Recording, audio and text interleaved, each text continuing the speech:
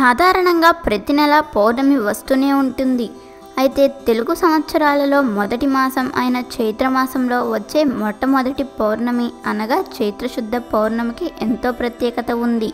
చిత్తా నక్షత్రంతో ఈ పౌర్ణమి మొదలవుతుంది కనుక ఇదే తొలి పౌర్ణమి, అంటే సంవత్సరంలో మొదటి పౌర్ణమి. కానీ ఈ పౌర్ణమి చాలా విశేషమైనది. ఎందుకంటే చిత్తా నక్షత్రం అంటే కుజుడికి సంకేతం.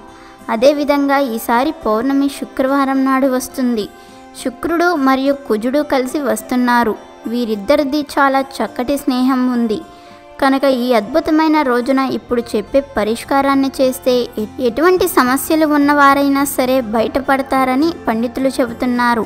విపరీతమైన ఆర్థిక సమస్యలు ఉన్నవారు, అప్పులతో బాధపడేవారు, లోన్ కోసం ఎదురు చూసేవారు, ఇచ్చిన డబ్బు తిరిగి రాబట్టాలి అనుకునేవారు, ఇలా ఏ సమస్య ఉన్నవారైనా సరే ఈ చైత్రశుద్ధ పౌర్ణమి రోజున తప్పనిసరిగా ఈ పరిష్కారాన్ని పాటించండి.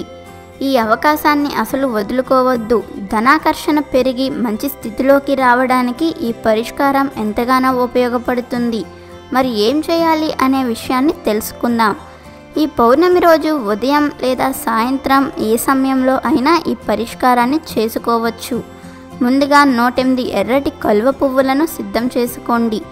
ఎర్రగా చక్కగా నిగనిగలాడుతూ ఈ పువ్వులు కనిపించాలి. ఇప్పుడు లక్ష్మీదేవి అమ్మవారి దగ్గర కూర్చుని 108 నామాలతో ఒక్కొక్క పువ్వును సమర్పిస్తూ అష్టోత్తరం చేయండి. ఆ తరువాత నైవేద్యంగా తాజాగా ఉండే దానిమ్మ గింజలను కానీ దానిమ్మ కాయలను కానీ పెట్టవచ్చు. దానిమ్మకాయలైతే ఒక 3 కాయలను పెట్టండి. దానిమ్మ గింజలైతే చక్కగా వలిచి పెట్టండి. ఎర్రగా నిగనిగలాడుతూ ఉండే మంచి గింజలను లేదా కాయలను మాత్రమే పెట్టాలి. దేవుడి మందిరాన్ని శుభ్రంగా పువ్వులతో దీపాలతో అలంకరించుకుని ఈ విధంగా ఎవరైతే చేస్తారో వారి జాతకం మారిపోయి కుబేరులవ్వడం ఖాయం. లక్ష్మీదేవి మిమ్మల్ని కరుణించి ధనవంతుల్ని చేస్తుంది. ఈ సంవత్సరం చేసి చూడండి, ఎన్ని మార్పులు వస్తాయో మీరే ఆశ్చర్యపోతారు. మళ్ళీ మళ్ళీ ఈ పరిష్కారాన్ని చేస్తూనే ఉంటారు కనుక ప్రతి ఒక్కరూ ఈ చైత్రశుద్ధ పౌర్ణమి రోజున తప్పనిసరిగా ఈ పరిష్కారాన్ని పాటించి అమ్మవారి అనుగ్రహాన్ని పొంది సంతోషంగా జీవించండి. మర్చిపోవద్దు,